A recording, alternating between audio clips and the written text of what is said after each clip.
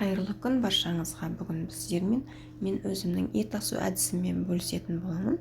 Бұл жерде менде жылқы етін суық суға салып, алдымен қазанымыздағы суық су құйып, оның үстіне етімізді салып алатын боламыз. Етімізді салдым, қазымызды салдым, және де бір кішкене қабырға қостым. Бетін жауып 3 сағаттай баяу отта қайнататын боламыз.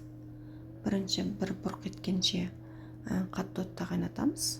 Бір бұрқ етіп қайнағаннан кейін астын басып қойып 3 сағат баяу отта қайнататын боламыз. Міне біздің етіміз бір бұрқ етіп қайнады. Осы уақытта астын басып көбігін алып шығатын боламын. Көбігін қалдырмай алып аламыз осылай.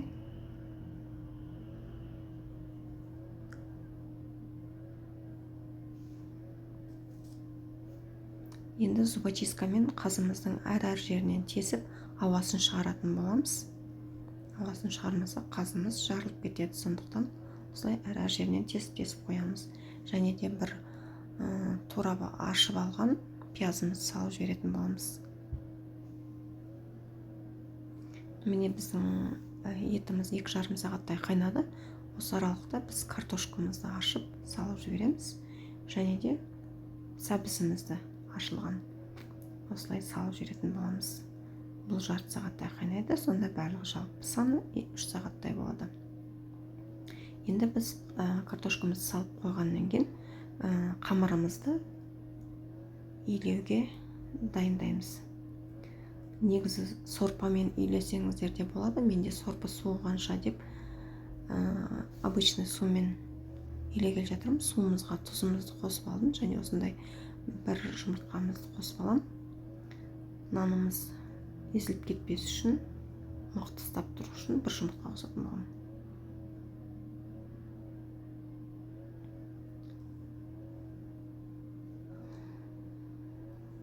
Осылай суымызды қосып аламыз да, нанымызды қатты қысып, қамыр илейтін боламыз.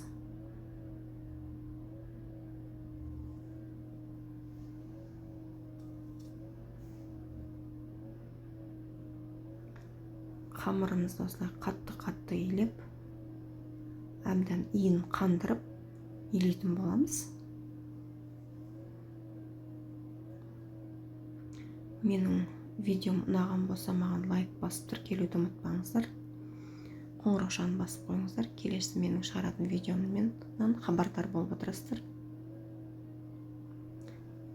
Міне енді біз осы аралықта пиязымызды турап, тұздық жасайтын боламыз. Нанымызды 20 минутқа тындыруға жібердім.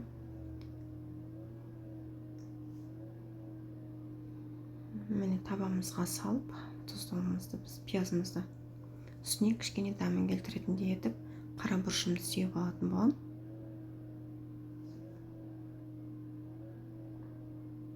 Енді 20 минут тынып болған нанымызды жайып шығатын боламын.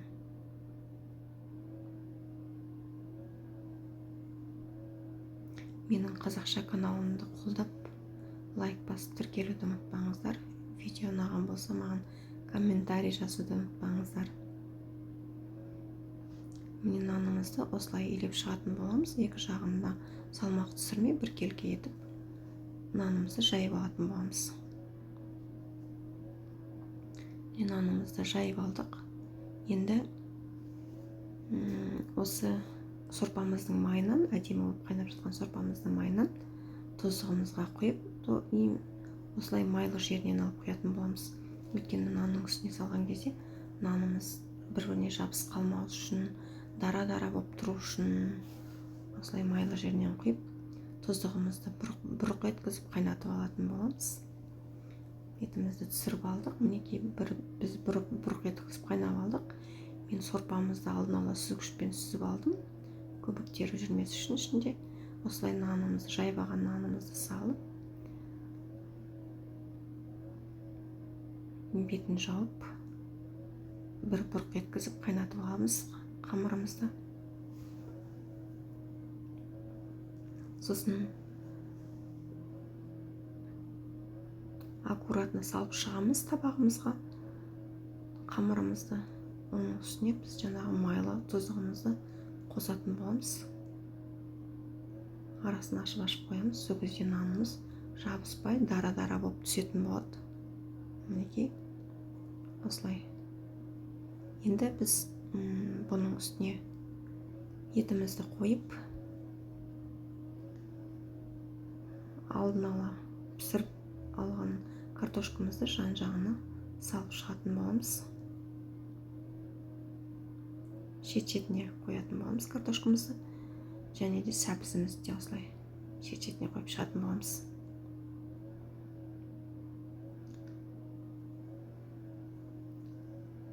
Ас болсын. Менімен бірге видеоның соңына дейін болғандарыңызға рахмет. Сіздер де жасап көріңіздер.